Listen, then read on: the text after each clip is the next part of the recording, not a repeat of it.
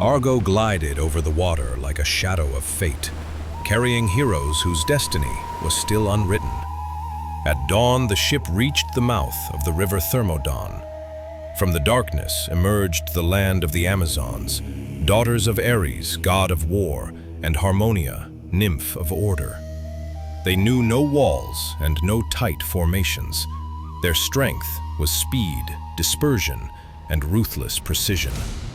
They were everywhere and nowhere at once.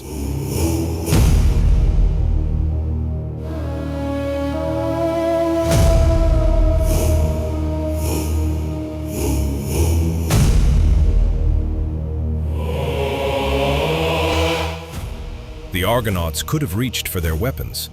On deck stood warriors capable of breaking any defense. But this time, prudence prevailed.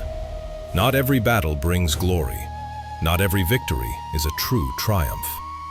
Argo slipped along the shores of Themyscira without a fight, without bloodshed, with lives saved by wisdom. Beyond the lands of the Amazons stretched the world of the Chalybes, a people of fire and iron. They knew no fields or orchards. They tore the earth apart to extract metal, and smoke was their mark.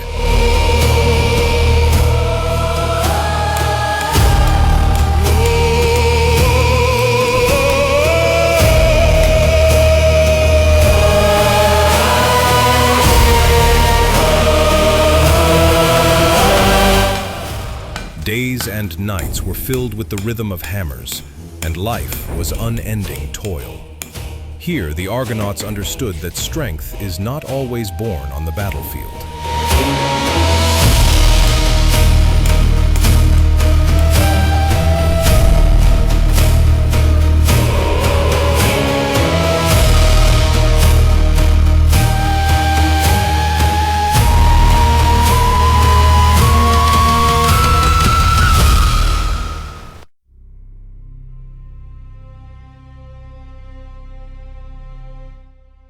The farther they sailed, the stranger the world became.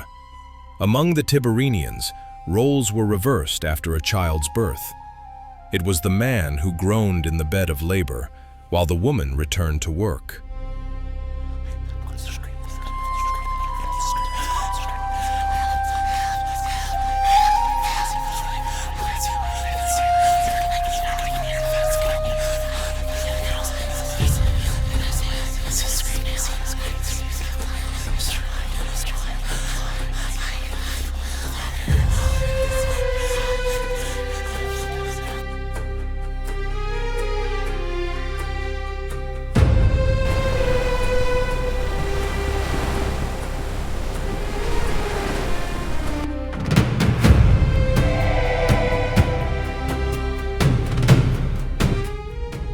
Among the Mossynoeci, life unfolded high above, in wooden towers called mossins. Settlements grew vertically, above forests and rocks, and daily life played out in the air, not on the ground. This journey taught humility. It taught that the world has no single order, and that survival depends on the ability to understand what is different.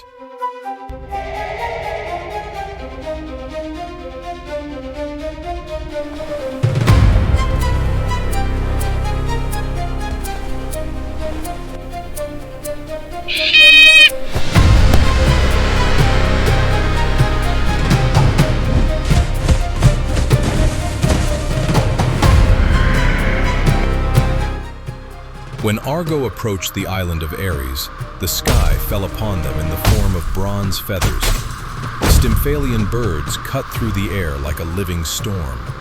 Metal whistled, and fear hovered above the masts.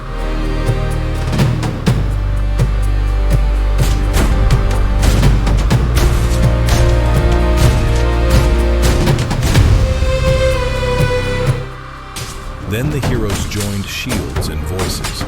Noise became their weapon. A cry tore through the air, and the birds fled in panic.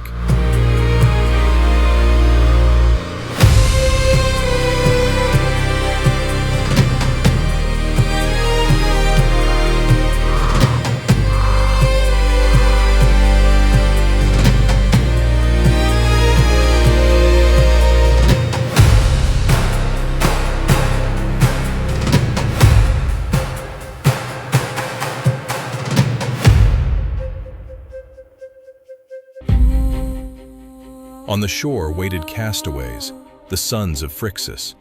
They brought knowledge, a warning, and the promise of a path. Colchis was near. The Golden Fleece awaited, and the true trial was only beginning. For this expedition was never only about strength.